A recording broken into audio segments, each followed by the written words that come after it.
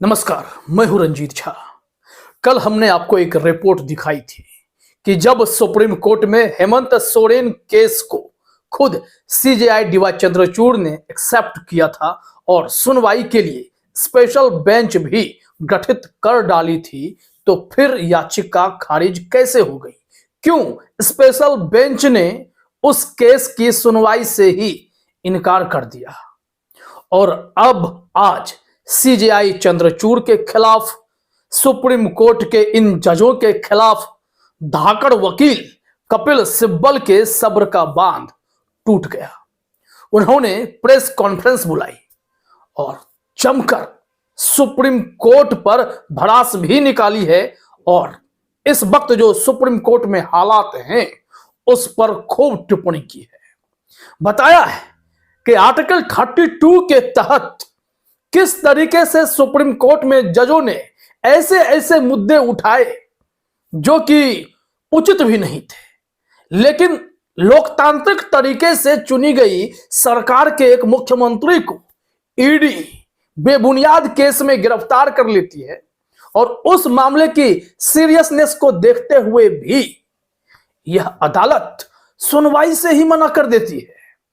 कपिल सिब्बल ने जिस तरीके से पूरी बातें रखी हैं, अभी हम कुछ क्लिप्स कपिल सिब्बल के आपके सामने रखेंगे, दिखाएंगे भी, लेकिन साथ ही साथ इस रिपोर्ट में सीजेआई डीवाई चंद्रचूड़ के एक महत्वपूर्ण पहलू पर भी गौर करने की जरूरत है।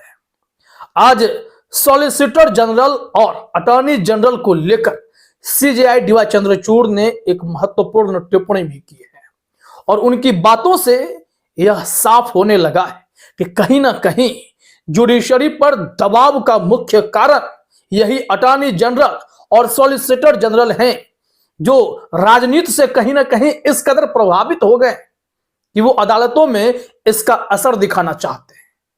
और यह सीजेआई डीवाई चंद्रचूड़ समेत तमाम जजों पर कोई ना कोई प्रेशर पड़ता है, जिसके चलते उन्हें अटॉर्नी जनरल और सॉलिसिटर जनरल के खिलाफ जाने में शायद परेशानी हो रही है।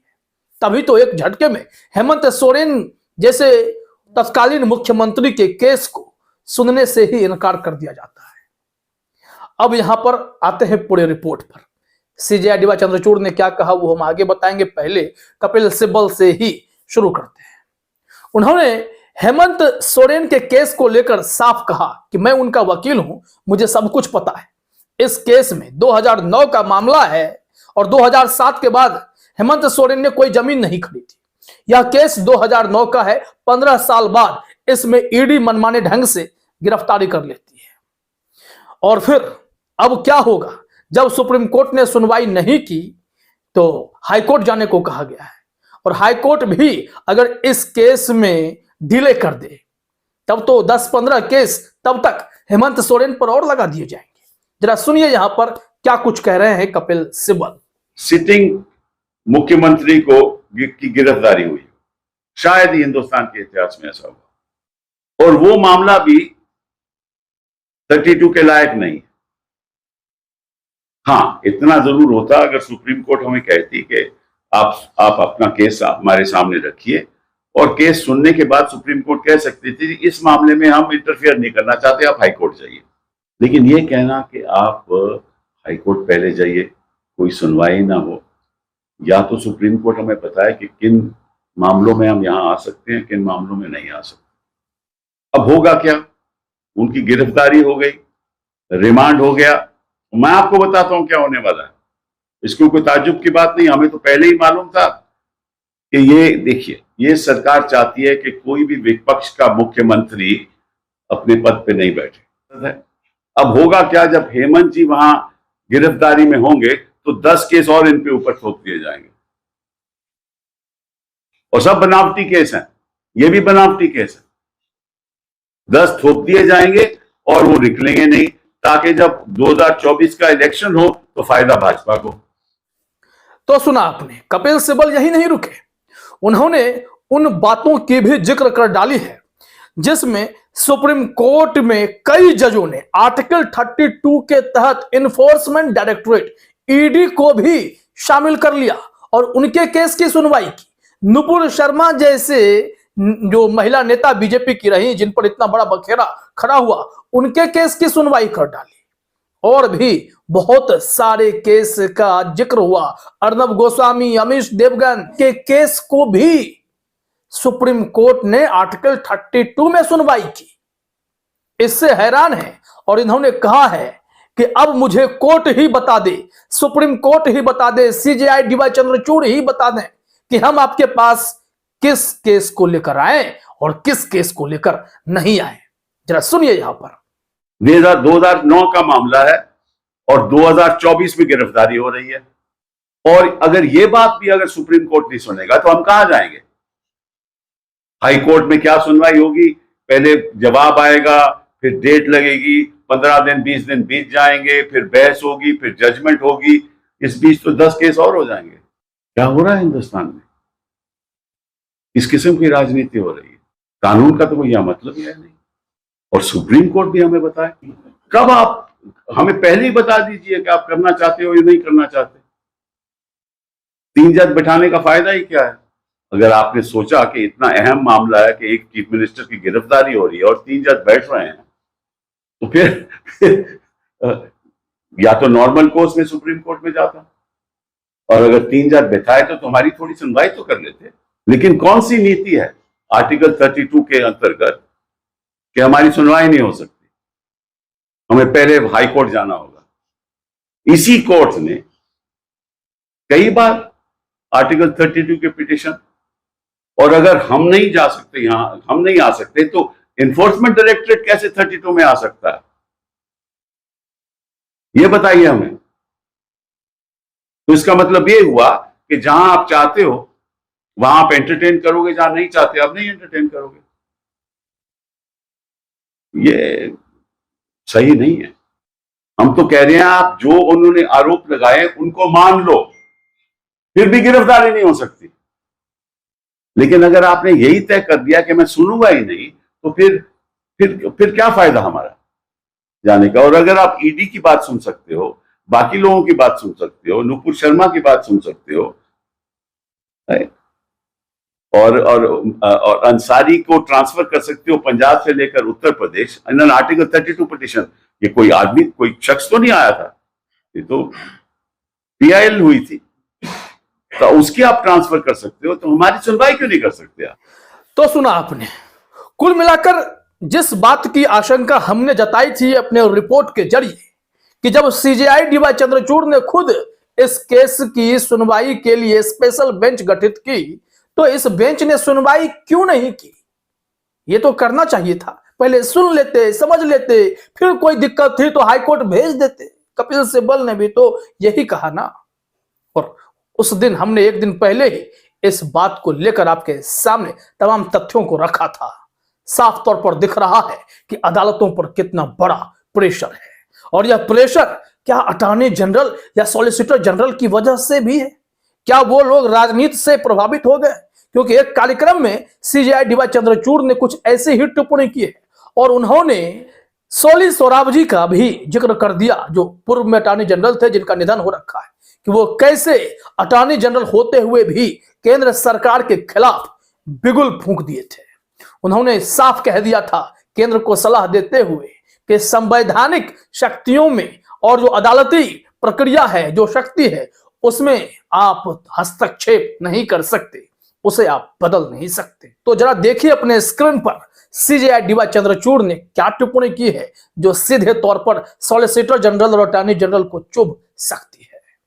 लाइव लो ने लिखा है, सरकारी कानून अधिकारियों को राजनीति से दूर रहना चाहिए, सीजेआई डीवाई चंद्रचूड़। रिपोर्ट में देखिए क्या बोल रहे हैं। Chief justice of India CJI DY Chandrachud ने कॉमनवेल्थ अटॉर्नी और सॉलिसिटर जनरल कॉन्फ्रेंस CASGC 2024 में दिए गए अपने उद्घाटन भाषण में कहा कि कार्यकारी जवाबदेही कानून अधिकारियों के नैतिक व्यवहार और जिम्मेदारी पर काफी हद तक निर्भर करती है। सीजेआई ने कहा कि कानून अधिकारी जैसे भारत के अटॉर्नी जनरल, राज्य के एडवोकेट जनरल, भारत के सॉलिसिटर जनरल और अन्य सरकारी वकील न केवल सरकारी प्रतिनिधियों के रूप में बल्कि अदालत के अधिकारियों के रूप में भी कार्य करते हैं। उन्होंने कहा है कि कार्यकारी जवाबदेही का महत्वपूर्ण पहलू कानून अधिकारियों के नैतिक आचरण और जिम्मेदारी पर निर्भर करता है, जो न केवल सरकार के प्रतिनिधियों के रूप में बल्कि अदालत के अधिकारियों के रूप में भी कार्य करते हैं। इसी दौरान उन्होंने पूर्व अटॉर्नी जनरल सोली सोराबजी की चर्चा भी कर डाली। उन्होंने कहा कि इस संबंध में उन्होंने पूर्व अटॉर्नी जनरल सोली सोराबजी का उदाहरण दिया। उन्होंने आगे कहा कि कैसे सोराबजी ने वैध कानूनी मामला न होने पर संघ को सलाह देकर न्याय के प्रति प्रतिबद्धता प्रदर्शित की थी। सोली सोराबजी ने क्या किया था वो हम अभी आपको बताते हैं, लेकिन उससे पहले जरा देखिए सीजेआई ने क्या कहा है कि यह जरूरी है कि कानून अधिकारी राजनीति से अप्रभावित रहें और कानूनी कार्यवाही की अखंडता सुनिश्चित करते हुए अदालत में गरिमा के साथ व्यवहार करें। यह टिप्पणी कई मायने में महत्वपूर्ण है। क्या वो कहना चाह रहे हैं कि solicitor general, attorney general, advocate general, सरकारी वकील क्या सरकार को सही साबित करने के लिए तमाम नैतिक मूल्यों को दरकिनार कर देते हैं?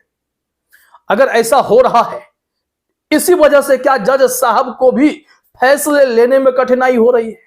लेकिन इसे हम बहानेबाजी से ज्यादा कुछ नहीं समझेंगे। अगर ऐसा कुछ है, जज पूरी तरीके से काबिल है, योग्य है, शक्तियों से परिपूर्ण है कि वो कोई ठोस निर्णय ले सके। ये इशारेबाजी के जरिए किसी पर ठेकरा फोड़ देने से काम तो नहीं चलेगा।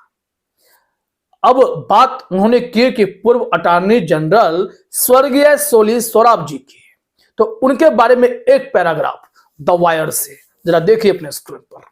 द वायर ने लिखा है कि सोली सोराबजी ने स्पष्ट किया था कि उन सिद्धांतों के लिए धन्यवाद, स्वतंत्र और निष्पक्ष चुनाव के प्रावधानों को संविधान से निरस्त नहीं किया जा सकता है, न ही संविधान में इस आशय का संशोधन किया जा सकता है कि चुनाव हर 5 साल के बजाय अब संसद निर्धारित करेगी, तब होंगे। इसमें उन्होंने यह भी कहा कि न्यायपालिका को न्यायिक समीक्षा की शक्ति से वंचित नहीं किया जा सकता है, न ही कानून के शासन को निरस्त किया जा सकता है। सोराबजी का दृढ़ विचार था कि संघवाद को खत्म नहीं किया जा सकता और राज्यों को केंद्र का जागीरदार नहीं बनाया जा सकता। सोराबजी ने एक बार कहा था, भारतीय संदर्भ और अनुभव में ये बुनियादी संरचना सिद्धांत से उत्पन्न ठोस और पर्याप्त लाभ हैं और बुनियादी मौलिक अधिकारों के और क्षरण के खिलाफ एक कवच भी है। और यही केंद्र सरकार के खिलाफ उन्होंने बातें रखी थी अटॉर्नी जनरल के तौर पर कि केंद्र सरकार चाहकर भी अगर उनके पास बहुमत है तो वो किसी भी मौलिक अधिकारों से, संवैधानिक नियमों से छेड़छाड़ नहीं कर सकती है। यहाँ लिखा हुआ भी है। इसलिए उनका मानना था, वो बार बार कहते हैं, जो सिद्धांत, जो प्रिंसिपल है, उस प्रिंसिपल के लिए धन्यवाद जिस प्रिंसिपल से सबकी रक्षा होती है। उनका कहना था कि संसद के किसी भी सदन में पूर्ण बहुमत रखने वाली कोई भी पार्टी एक संवैधानिक संशोधन को प्रभावित नहीं कर सकती है जो भारत को एक धार्मिक राज्य बना देगी, जिसमें यह प्रावधान होगा कि कुछ समुदायों या धर्म के सदस्य अकेले राष्ट्रपति, उपराष्ट्रपति का पद संभाल सकते हैं, राष्ट्रपति, प्रधानमंत्री और भारत के मुख्य न्यायाधीश। उनकी टिप्पणी को लेकर सीजेआई डीवाई चंद्रचूड़ हर कार्यक्रम में सुनाते फिरते हैं, लेकिन इस वक्त जब सीजेआई डीवाई चंद्रचूड़ के खिलाफ कपिल सिब्बल ने मोर्चा खोला है और उन जजों के खिलाफ भी सवाल खड़े किए हैं कि आप मुझे पहले क्यों नहीं बता देते कि मुझे किस केस में आपके पास आना चाहिए और किस केस में नहीं आना चाहिए। क्या एक राज्य में सत्ता संकट उत्पन्न कर दिया गया ईडी के जरिए, तो उस परिस्थिति में भी सुप्रीम कोर्ट को यह केस प्राथमिकता के आधार पर खुद से सुनवाई नहीं करनी चाहिए थी? आर्टिकल 32 का प्रयोग यहां पर नहीं होना चाहिए था? क्या यह जन सरोकार की बातें नहीं थी? और ऐसे में अब सुप्रीम कोर्ट की आत्मा को, अंतरात्मा को झकझोरने का काम जब कपिल सिब्बल ने किया है, तो देखिए कुछ असर होता भी है या नहीं। फिलहाल इस वीडियो में इतना ही। आप सभी का हमसे जुड़ने के लिए बहुत बहुत धन्यवाद।